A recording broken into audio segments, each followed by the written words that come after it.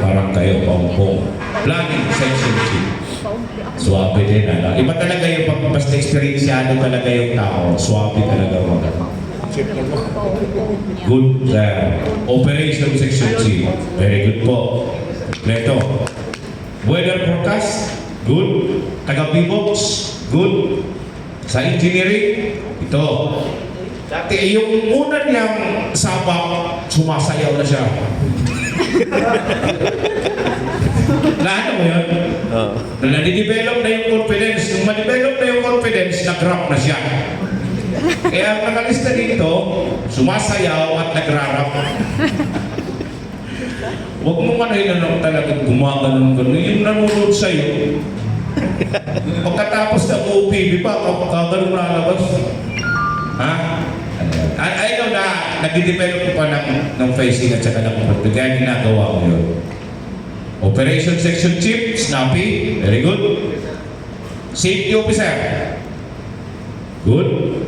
Logistics Section Chief. Na-mention mo ba yung 205 at saka 206? Okay, sige. Good. Finance and Admin Section Chief. Good. Public Information Officer. Mayroon ka na naisip ano, mayroon kang mga sinabi na hindi trabaho mo, ano? Ano? Sige, ano natin? Coordination with the LGU, hindi trabaho ng PIO yun. Coordination with the DSWD, hindi trabaho yun. Ha? Ang trabaho mo is just remind the responders not to divulge any information na ikaw lang ang magre-release nun. And then inform the responder na mayroong prescribing, anong lugar, anong oras. Para yung information na yun, i-relay sa mga media na lalapit kay responders. Yan po yung purpose doon. Okay, sige. Okay lang po yun. Ha? Mayroon pang base, second level.